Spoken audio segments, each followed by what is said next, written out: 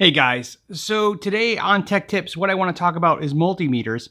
So the first thing I did is I went and bought a very inexpensive multimeter because if you're going to be new to this or you're going to be using it for this one feature, maybe buying a more expensive multimeter doesn't make sense.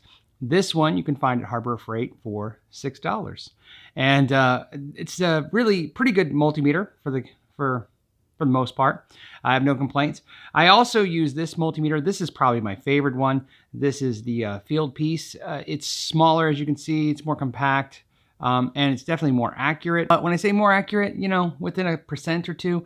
So either one will get the job done. The other thing I want to show you are these alligator clips that I buy. Again, you can buy something like this at Harbor Freight for $3, so very inexpensive. Instead of having to use one of the probes to hold down a wire and try to kind of keep your hand on it while you're doing the other thing, you can go ahead and clip one of these alligator clips.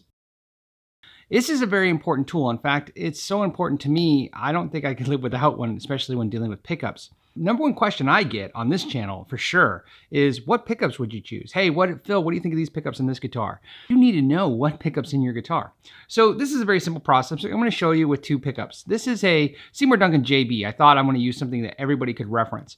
JB, this is a trimbucker. If you don't know what that means, it means it's spaced for a tremolo, but that doesn't change any of its specifications. It has basically 5 wires. You're going to have 2 grounds, which are soldered together right here. You have your hot, which is right here. And then these red and white wires, these are the coil, individual coils that you can tap into or split, I should say. You can split them. They are taped off, so that's fine. So all we would do in this case is we would go ahead and attach red alligator clip to the hot and the black one to the ground. All you want to do is set your multimeter to ohms to, in this case, 20K. Now this is important because what that will mean is it'll read ohms between basically 1 and 20K. You can see the ohms right there. There you go. It's pretty straightforward. Let's go ahead and turn this on, and it's going to read 17.41. Now something to understand that is extremely important with pickups. This, see how it's fluctuating, this 0, 1 to 2? That's okay, that small amount. If this was to move, this number here or these numbers here were to move, if you see them moving, like this one is not staying consistent, you have a bad pickup. Let's go ahead and unclip this multimeter. And now we're going to clip in the more expensive $35 multimeter. There you go. And slightly different reading. Now I trust this one, I think it's more accurate. Now, please understand, this is a basic understanding of this. Don't read too much into this. There's all kinds of other factors. There's the milliamps. There is the resonant peak of a pickup. There's all kinds of things that attribute to the pickup's output and tone. But this is just a fast, easy way. And let's go ahead and check out this 59 pickup by Seymour Duncan. Now, so this is a much lower output pickup than the JB. This will give you a basic understanding. So a lot of you understand when you hear the JB, it's a hotter pickup, but the 59 is not so hot. So let's see how that reads. Well, we clipped it on and bam, 8.3. So I think this is why this is a very safe way to measure pickups and to get an idea of what's going on. Now, there's another reason why I wanted to show you this today, because this is great if you're trying to put some pickups in the guitar. You can obviously clip these things to the braided wire. But what happens if your pickup's already installed in your guitar and you just want to know? So what we have here is a Japanese-made Jackson Dinky, and it has Seymour Duncan pickups in it. Again, I want to keep very consistent with the pickups.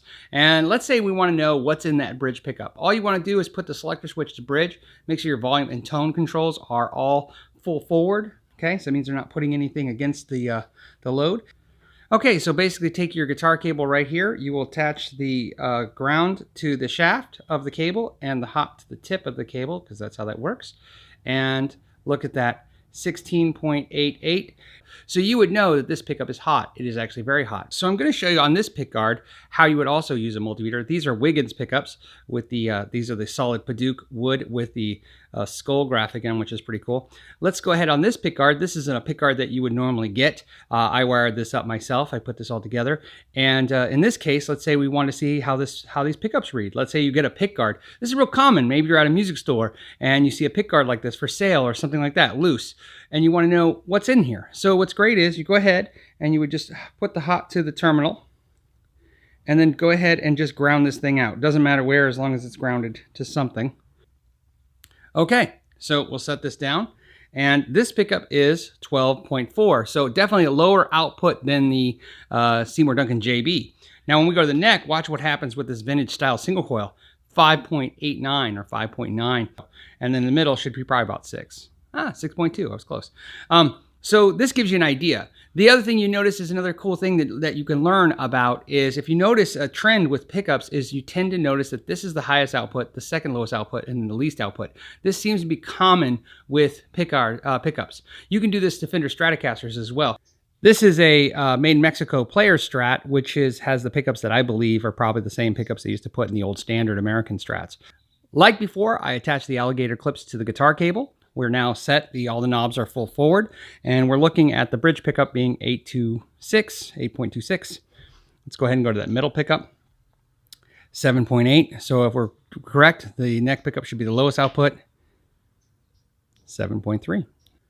One more tool I want to show you is this tool right here. I've been using this for years. In fact, I have the original version, which was like much different. This is much more designed nicely. And what it is just a little magnet. It has north and south, one side white, one side black. And what it does is it lets you know which way the slugs of the pickups are going, north or south. So in this case, it's white. So, and what's nice is they put a little instruction on here. That's north, that's black. See how that worked? White, then black, then white. And that lets you know that that pickup is perfect. That will let you have phase cancellation in the positions 2 and 4. On pickups like this that are pretty straightforward, we always want it to be north, then south. Generally speaking, if you look at guitars, you always see the screws towards the bridge, and on the other side of the neck, it'll be the screws towards the neck, right? So the slugs are inward towards each other.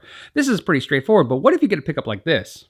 This is actually one of the most common mistakes I see when people install their own pickups. They sometimes will follow these wires and say, okay, well, if this is probably the quickest route to the control cavity, this is the way the pickup goes. So in this case, see how the wires are on the same side? Everything's the same, but this side, that's north, that's south. That's south, that's north. So something to be aware of. A little tool like this can save you a lot of time and effort. Before I had one of these, I took a little refrigerator magnet, and that's what I did. I just kind of hovered it about an inch over the pickup, and if it pulled down, I knew which side it was, and if it pushed away, I knew which side it was. And there you go. Hey guys, if you like this video, go ahead and hit the like button. That way I know to keep making them every week. If you want to see more like this, go ahead and subscribe. And until next time, I want to thank you for your time and know your gear. Tech tip videos are brought to you by the patrons of this channel. Thank you.